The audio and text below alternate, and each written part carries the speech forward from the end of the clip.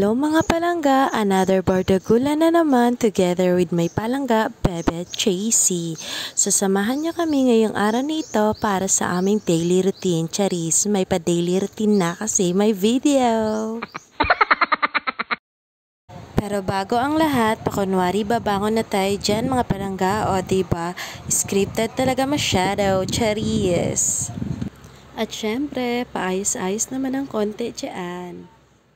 Pero bago ang lahat, syempre hindi natin makakalimutan na mag-pray kay God. Thank you Lord for another day.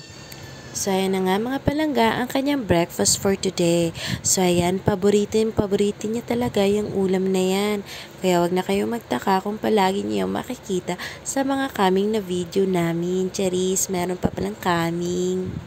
Alam niyo ba mga palangga na nakaka-proud lang bilang isang autism mom kasi ang aming palangga na si Baby JC ay marami ng alam.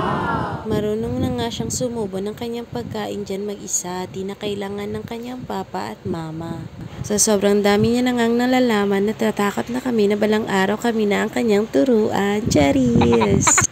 Pero ayun nga mga palangga, marunong na rin yan siyang maligo mag-isa. Minsan nga kapag nililinisan ko yung kama namin, tumutulong rin siya. Nauutusan na rin yan mga palangga. Minsan nga kumukuha ng towel kapag naliligo at kumukuha rin ng tubig namin kapag nauuhaw kami. So ayan na nga mga palangga, nanonood na siya ng TV kasi papatay na yan mamaya. Sa tawa ngayon, iyak later baby. At eto na nga, matapos niya manood ng TV, eto palaro-laro na kaming dalawa. Nagbe-video nga ako dyan at gustong-gusto niya kunin yung cellphone kasi nga gusto niyang manood ng video. Pero ayaw ko nga, ayan, nagalit siya. Bahala ka dyan palangga. Ayaw ko nga ibigay yung cellphone kasi nga ayaw ko palagi siya nakatutok sa cellphone. So ayan, nangungulit nga siya. Hindi ko nga pinagbibigyan. So natigil naman siya. So ayan, tignan nyo. Patingin-tingin sa video yung bata na yan. Pero alam nyo ba mga palangga, kapag hindi kami nagvi-video, palagi kami nag-aaway dalawa. Kaya sinulit ko na nga dito kasi nga bati-bati kami dyan. O ayan, diba, patawa-tawa pa kami dalawa. Kasi nga mamaya matutulog na yan siya after niyang kumain ng kanyang lunch. So ayan nga, gusto niyang mag-video. Ewan ko ba kung saan nakatutok yung video na yan. Sa uno niya naman ata. O, diba, may paganyan-ganyan pang nalalaman yung bata na yan. Ewan ko ba sa batang to. O, diba? Habang nagre-record ako dyan, naririnig yung boses niya. So, ayun nga mga palangga, nakalimutan ko nga mag-video ng lunch kasi nga na-lowbat yung phone ko. So, eto na lang nga, yung time na ito is papatulugin ko na siya. Nilalaro ko na muna siya para mapagod. At para mamaya, knockdown na yung bata na yan. Kita nyo, nilalaro niya yung dila niya. At tinuturuan mo nga siya dyan, mag in the name of the Father, signing of the cross. Pero ayan, nagpa-cute. Nanggigil tuloy ako at ang sarap niyang kurutin. O diba, tignan nyo.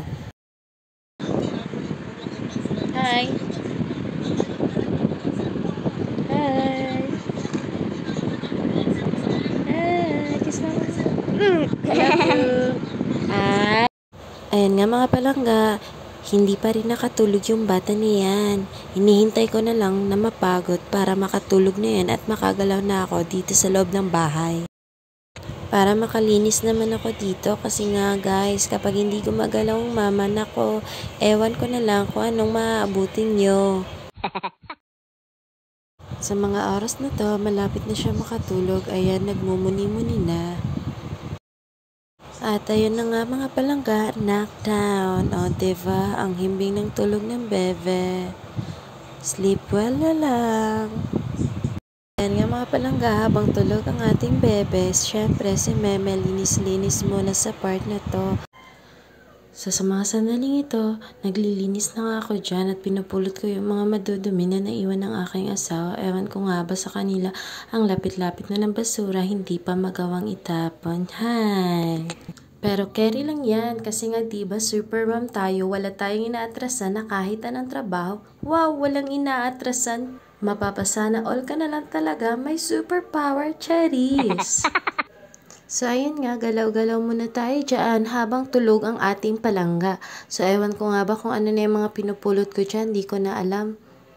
Sa mga oras ngang ito, tapos na ako naglinis. At eto, nagmumukmuk ako sa gilid ng aming pinto. Hay, napapaisip tuloy ako dyan kung may manonood ba sa vlog na to. Cherries lang mga palangga, syempre alam ko manonood kayo.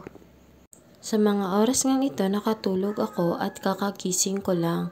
At syempre, kakagising lang din ng aking palangga na si Bebe JC. Alam nyo ba, tama nga talaga, magbiro ka na sa lasing, wag lang sa bagong gising. So, wala nga talaga siyang mood dyan. So, kinukulit-kulit ko pa rin siya kahit wala na sa mood. Sa mga oras ngang ito, paggabi na, so hanggang dito muna mga palangga. Bye-bye!